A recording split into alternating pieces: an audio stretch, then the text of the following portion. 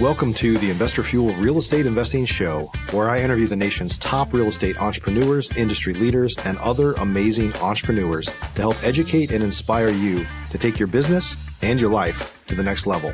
My goal is to add tremendous value to you during every single episode of this show. If you get value, I'd love it if you subscribe on your favorite podcast player, subscribe on YouTube, and my very favorite, please share this with your community so we can impact even more entrepreneurs. Let's start today's show. Hey guys, today we're going to be talking about a mindset for success. I'm here with Clifford Walker, the cowboy closer. Say that 5 times fast. Hey Clifford, great to see you, buddy. Ooh, doggy. What's going on, brother? Right? It is an honor, man, an absolute honor and a privilege to be here. And I mean every bit of that. I appreciate you being here. Fellow Texan. Oh, yes, sir. Yeah, born and raised. Just down the road. So awesome to have you here, man. And I know your story. We've talked about it a little bit, and I hope that today what we're going to talk about will inspire a lot of people to kind of push through obstacles that are in their way and not give up. I think that's part of what we kind of talked about a little bit up front. Is people are real quick to give up on their dreams, you know. Mm-hmm. Yeah, awesome. So, hey, before we jump in, you have everybody that I have on has a unique story. We all have unique stories, but tell us about your story, like how you got into real estate and how you found your way here. I know you do some coaching of real estate investors now as well, but how did you find your way here? I know you didn't start there. For sure. What's funny is I was a truck driver before I got started in real estate investing. Yeah. And so I had absolutely no experience whatsoever. First off, I'm going to say that, getting started. Yeah. But I was driving, ironically, in West Texas, and I remember it like it was yesterday, where I was listening to a podcast on the road, and what's so funny is because I wasn't even into like personal development like that during the time. It's just that I was in the middle of nowhere, and that's the only thing that was on. But it was a guy out of New York talking about how much money he was making in wholesaling real estate. And so I remember just being glued to that steering wheel because I hated truck driving. I hated it with a passion. So shout out to all my truck drivers there.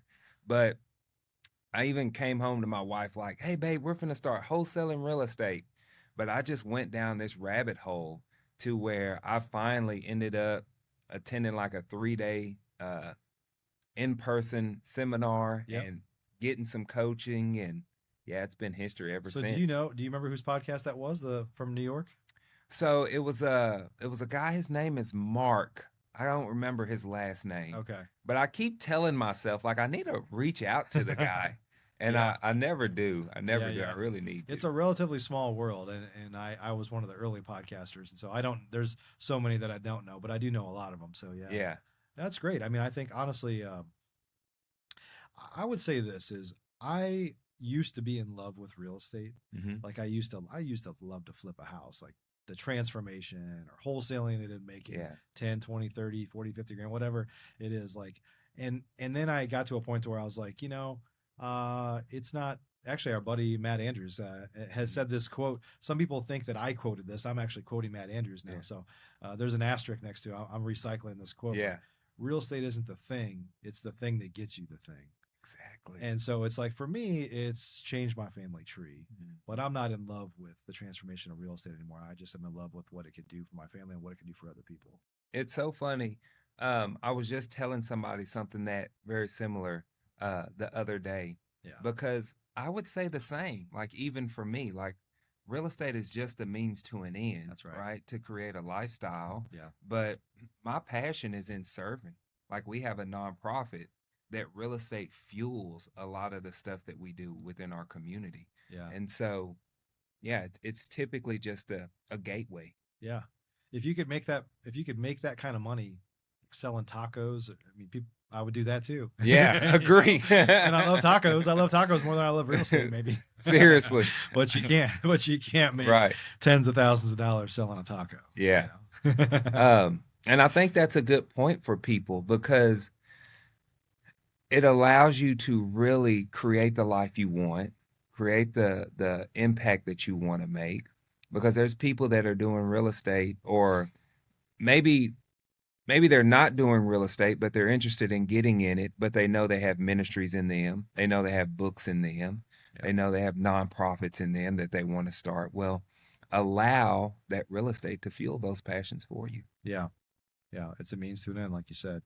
So tell me about this transition, because I Hmm. told you we were talking about our backstories a little bit Uh-huh.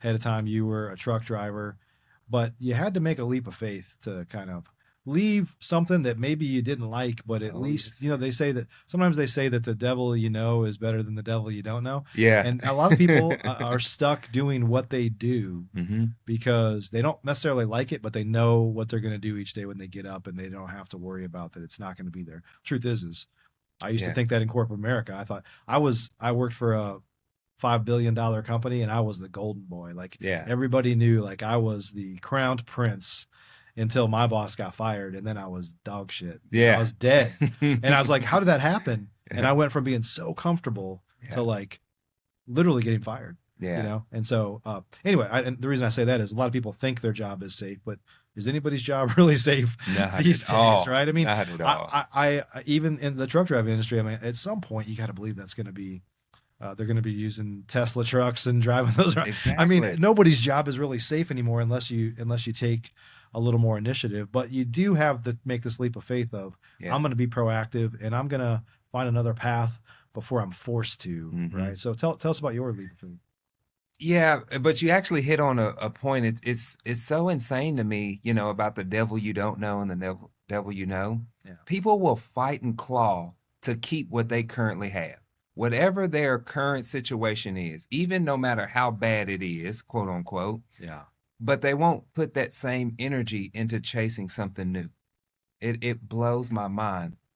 And so for me, when I was truck driving, I absolutely hate it because I'm married and I have two daughters. And so I did it for 7 years over the road. And you think I'm big now. Like I was 100+ pounds then. And you will be surprised how just sitting and driving takes a toll on your body. yeah, And so when I saw that this could be a way out for me that would get me out of the truck, that would help me be home with my family and start to create a life that I want, a life that I'm proud of. Like there was also these like little God tugs, if you will, that told me where I felt like, okay, I'm meant for more. I can do more, I can be more than just sitting here and driving a truck, living this isolated kind of life. yeah, So for me, that leap of faith was just being so miserable, honestly, in that current position. And I know not everybody's going to be there, but I was like, I have to change for the sake of my life. It mm, was really one of those type of situations. And so, yeah, when I saw it, I gladly took it. I was afraid, I was terrified. I didn't know what was going to happen, but I did say, what's the worst that could happen? I get into real estate and I fail and just fall flat on my face. Well, I can always go back to driving a truck. yeah. I can always go back to I think driving a most truck. people can say that too. Is like the worst thing that could happen is I could just come right back to where I'm at. I mean, most Exactly. people are, or they're, or something similar. Like most people Yeah, are unhappy with where they're at, so you could find something else you're unhappy doing. exactly. Worst case scenario, right? Seriously. Yeah, Yeah. yeah, And and people, you can even take that a little step further. Like, I got a house. So if I lose my house, so I'll get an apartment, right? yeah, Like, it's not like you're gonna, for most people, if you get started in real estate and you fail, you're probably not gonna be on the streets dirt poor. You're probably not. You know right. what I mean? And I think that when people give themselves that grace and understanding, like, you're right. I can go back to my corporate job. I can go back to driving a truck. I can go back to being a nurse or whatever you were prior to. Yeah. Some of this is like commitment to your own success, right? A lot of Yeah. people, I kind of use this analogy of like Amazon. It's so easy to get something today. I just order it and it's here the next day. Sometimes the Seriously. same day, right? People are Yeah. so used to having this immediate gratification of like, well, I want to get into real estate investing or something else. They're like, if they don't see immediate results, they give up, Yeah. right? And Hmm. so, that's just not how the real world works, though. You've got to be committed for some period of time before you can Yeah. see that. But I think people are quick to not commit to their own success today because it's not the path of least resistance. The path of least resistance is to stay where you're at and not commit. Like whatever you do, don't ever try to make yourself better, right? People are just kind of committed to mediocrity, right? Yeah. It's insane. But whatever you do is going to take work. It's going to take a commitment. It doesn't matter whether you're trying to change your financial situation, your health, your marriage. Like it all is going to take commitment and Yeah. work, right? We talk about like my health, for example. Like last year, yeah, I probably could have taken some dietary supplements or something, I don't know, to get me quicker results, but I know I want lasting results and I want to be healthy from the inside out. So I was only losing like a pound a week. You know, from week to week, it really doesn't seem like much. But last year, over the entire year, now I'm 50 something, 55 pounds down. Wow, that's And it awesome. just adds up Yeah. over time with just staying consistent and showing up. Yeah. You can say that about a lot of things, right? I mean, Yeah. commitment to health, right? A lot of times people's health miraculously gets better when they are backed into a corner. When something really bad happens, you Yeah. have a heart attack or get cancer or something, then all of a sudden people like they finally drop that weight or they finally get better. Oh, Or in my case, honestly, I had thought about real estate for a long time. mhm. I went to some boot camps and read some books and did some stuff, but I was too comfortable in my job at Mhm. the time. And then I didn't have enough money. And then it's like, well, I do have a little bit of money, but I don't have time now. And then I lost my job and I lost my income Yeah. stream and I was forced to have to do something. And that's the path that I went down. But that's why I say I got fired from my dream job, but it's the best thing that ever happened to me because if Mhm. that hadn't happened, I probably would have just stayed there because it was the path of least resistance. Yeah.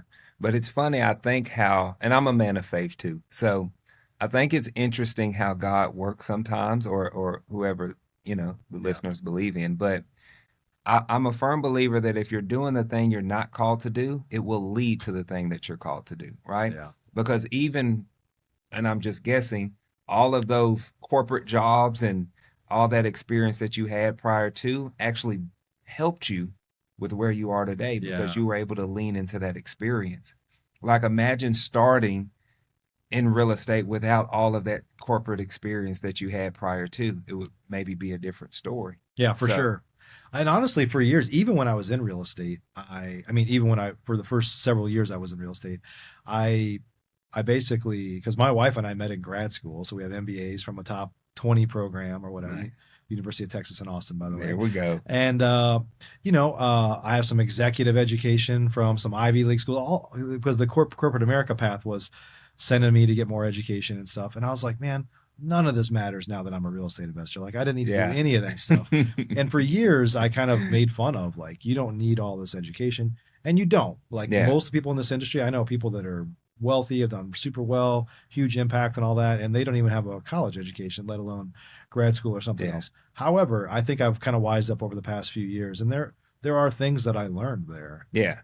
and some of it is just thinking bigger. I mean, if you work for a big corporation, it's like I had a very small role in that, and so it's like one of the big lessons there is how to build a team. Like Yeah. have a team. You can't do it all. Like a lot of real estate investors for sure, small entrepreneurs are wearing every hat in their company, and it's Oh, like yes, that's a sir. job. Yeah. That's not a business. And if you're okay with that, that's fine. But that probably wasn't your goal when you got in. You wanted to start a business that For sure. ultimately gave you some time freedom, right? And so Yeah. anyway, there's some lessons I've probably learned from corporate America. Oh, Yeah. absolutely. And what's funny is because you're gonna have to learn those lessons one way or the other. Right. Like hearing you say that, I'm the complete opposite. So I don't have a fancy college education. In fact, I don't share this a lot, but I'm actually a high school dropout. I even struggled with reading. Like Yeah. now, even to this day, when I read a book, I play the audio book and I follow along. Yeah. Just because I struggle with reading there. But anywho, to your point, all of those lessons that you've learned now that I'm an entrepreneur striving to be a business owner, like I still have to learn those lessons Right. and get that education, just not in the traditional sense. Yeah. Right. Like I think that's where like places like your mastermind really comes into play because I still have to get the education. Right. It's just in a different format. Yeah. And that's a great thing. Like I think that there's so many ways these days to get to get educated, right? I mean, Yeah. you could take classes online. You could learn something. You could learn anything online. Yeah. These days, there's not much you can't learn online. Yeah. And that's okay. Yeah, it's kind of funny. I was the first person in my family to go to college, let alone grad school, and now my son is going to follow a non-traditional path too. He's about to get out of high school, and he's not a good student, just Yeah. barely squeaking by Yeah. in high school, and we're not going to force them to go try to follow that traditional path because there's one of the things I've learned is there's a lot of ways to make money, and they don't require a traditional education, but you Yeah. do have to build a skill. Yeah. I think that's Yeah. important too. Just build a skill. Yeah, yeah. So we were talking a little bit about just kind of commitment to success, Mhm. and you kind of brought up marriage, and so I guess there's probably some parallels with marriage, like Yeah. committed to a marriage. And there's some people that, I'm not here to knock anybody, but I've been married for 20 years. I think you said you're married for 13 years. Yeah. And there'd be lots of opportunities to just quit on that or give up. And I'll be frank, I'm sure my wife has thought about it a bunch of times. I've forced her into a position, and fortunately, For sure. she's stuck with me, and we worked any issues we have out. But I think it's real easy to give up on your dreams with your business and just kind of quit because things get hard. Yeah. And if people committed to, I know you and I talked about this a little bit up front, if people committed to their career or their business or their entrepreneurial journey like they did to their marriage, and not everybody commits to their marriage either, but to the level that we have, it'd be a different world, right? It'll be a completely different world. Like, I got so many little points that I want to bring up. Number one, we have to stop quitting. That was a thing for me. I'm going to take you all the way back to elementary. So I used to play basketball, and I used to do the safety patrol at the elementary school. And so it was the same coach that was over the basketball and the safety patrol. What's safety patrol? Where we let the kids in at the door, and like we wear like a little vest or whatever. Yeah. But anywho, I quit the little thing, the safety patrol, and then not too much longer I quit basketball. And he's like, I guess quitting's just a habit for you. Is that what you do? You just quit everything that you start? And I was like, wow. Somebody said that to you? Yeah. Oh, yeah. That's like a punch in the gut. Yeah. Mr. Robinson, I'll never forget him. And it's crazy because he is the only teacher that I remember that made that massive of an impact for me. Yeah. And so there is a level of commitment that I think people should strive for, right? Like a local pastor here in Dallas said he was doing a marriage counseling, and he said, when it comes to marriage, you come home when you're in love, you come home when you ain't in love, or you ain't gonna make it. Like, it's a commitment. Yeah. Right. And I think that people need to get out of the feeling side of things, because you're not gonna be in lovey-dovey love every single day. Like, sometimes, I don't know, it's just different. Yeah. I don't want to put my boot in my mouth here, and my wife's gonna hear this. We can't let our wives listen to this show. But the same thing with starting a business. Oh man, it's been some tough months. I wish that I could tell everybody it's been a piece of cake and smooth sailing for me over these 6 years. No, I felt like I got kicked in the face with a boot 4 or 5 or 6 times. Yeah. But I'm like, what's the worst that I do? Go back to driving a truck? I don't want to do that. So I need to keep moving forward. You know what's funny? Like about I'll say about relationships. This hasn't happened to me because I've only been married once. But there's a lot of people that they do all the things they should have done on their second marriage and their first marriage. And it's like, you could have just made that work if you had just done that. Exactly. It's the same thing for business though, right? Yeah. Don't either go start. Obviously there's a lot of entrepreneurs that just go to the next shiny object. I'm going to go do the next business. I'm going to go into that next venture. But it's like, if you're taking the same bad habits with you, you're going to have the same results. Yeah.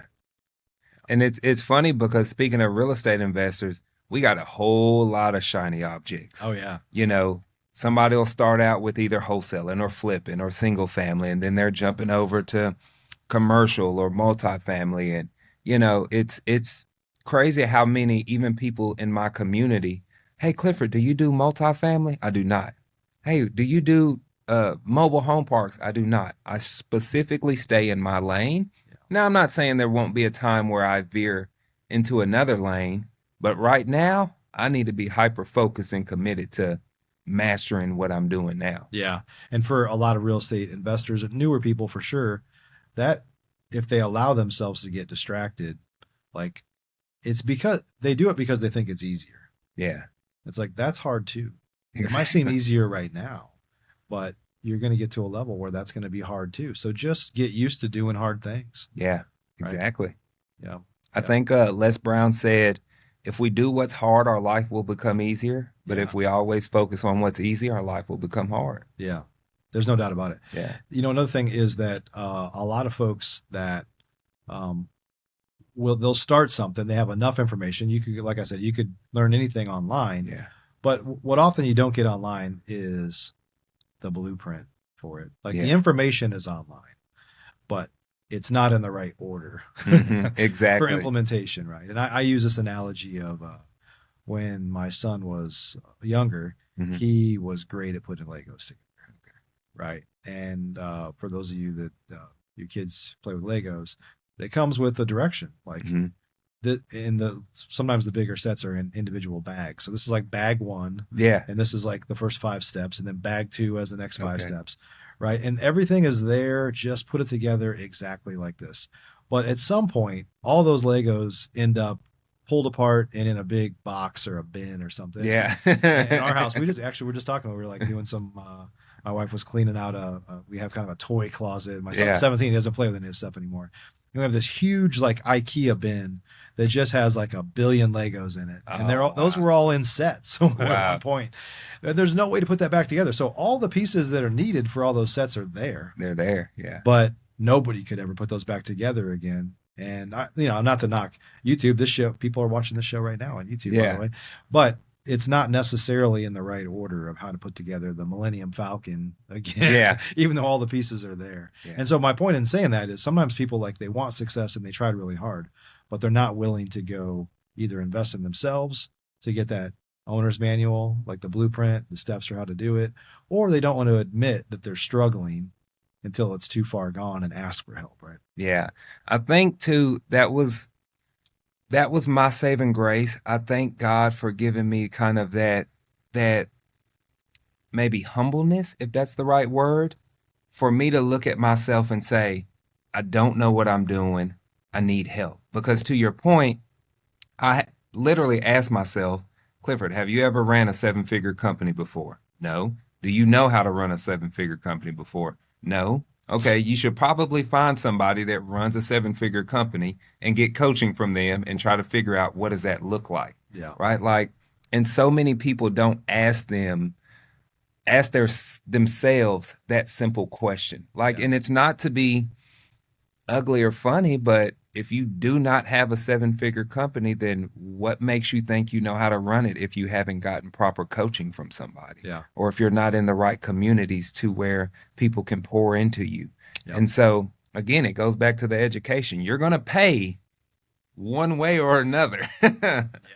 Right? Like spend the time and get somebody's blueprint, because if you pay the hard way where you keep bumping your head, well, now it just took you twice as longer.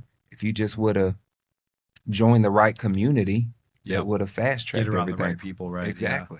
Yeah. You just get around people. It's not get around people that have never failed. It's get around people that have failed a lot. Yeah. Because the whole idea is like our Mastermind Investor Fuel is like what I say is when you're around peers or people that are a few steps ahead of you is like it's better to learn those lessons from somebody else that's already learned it than for you to have to do it as well. Exactly. And there's some people, and my wife says this about my son, like you could tell him the stove is hot, don't touch it, but he's still going to touch it because he Yeah. just wants to see. I don't know if you ever go to a restaurant, they're like, don't touch that plate, it's hot. Oh, First yeah. thing I do is touch it. Let me see how Oh, hot yeah. this thing Let me is. see how, hey, Well, that's we're probably like barely the curse of tapping it. entrepreneurs, right?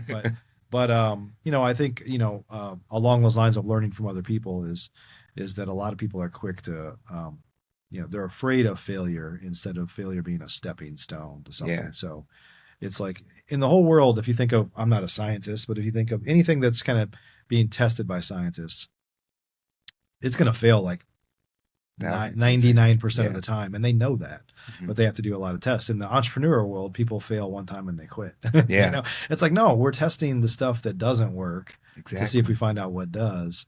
And so I think, that's one other thing we can talk about here with people that need to have this leap of faith to go in is don't Yeah, quit when you fail. Like that's just the way to yeah. not do it and learn how to do it again differently next time. Oh, agree. We really have to change our relationship with failure. I mean, we really have to change it. Um, I think that the more you fail, I'm trying to think of who said that. It was Max Maxwell, right? He said success is failure, test, test, failure, test, test, failure, right? And he's doing this analogy where every time you fail, but you keep testing new ones, it just keeps elevating you up to a higher level, Yeah. right? Like the more you fail, the more you're going to learn, or you Yeah. should learn. Yeah, for sure. I mean, we all have that story of like even when you just learn to ride a bike, right, or learn to walk. Like you would never. People have talked about this example where you would never like have your baby starting to learn to walk and they took a couple steps and they fell down. Like, no, don't ever try that again. Yeah. It's like you gotta fail. You gotta bump your head. You gotta like Yeah. get some bruises. You gotta get some scrapes, and then you learn how to do it differently next time, and you build your confidence, right? Yeah. So anybody that's looking to get into real estate investing or just business in general, I definitely say change your viewpoint with failure. Yeah. Yeah. Yeah. So, Clifford, if folks want to learn more about you, what you got Mhm. going on, like how do they connect with you? Social media, Clifford the Cowboy Closer. They can find me on Instagram, YouTube, things of that nature. I'm not hard to find. Yeah. Awesome. Awesome. Well, thanks for spending some time with us today. Oh man, it was a blessing to be here. It Yeah. really Glad, was. I glad you're mean up it. here. We're fighting the Texas winter. It goes from 80 to like 15 today or whatever it is. Exactly. It's Yeah. It'll ridiculous. be 80 again next week, which Yeah. I prefer that. Yeah, me too. Yeah. Awesome. Well, thanks for sharing some lessons with us today. Oh, my pleasure, bud. Awesome, awesome. Everybody, thanks for joining us today. Just I think if there's a summary here, it's be willing to fail and be willing to take a leap of faith and bet on yourself because honestly, nobody wants your success more than you want it for yourself. So appreciate you guys for joining us. We'll see you on the next show. Thanks for joining us for today's show. You can learn more about the amazing benefits of the Investor Fuel Mastermind community, including surrounding yourself with hundreds of other rock stars, 100% financing on your deals, and members-only discounts from vendors you're likely already using that, as a member of Investor Fuel, will save you more than the cost of your membership. Visit investorfuel.com to learn more. You can also check out the show's notes for access to free resources, how to get access to world-class lead generation, and even how to work with me directly one-on-one. Don't forget to subscribe so you never miss another episode. See you on the next show.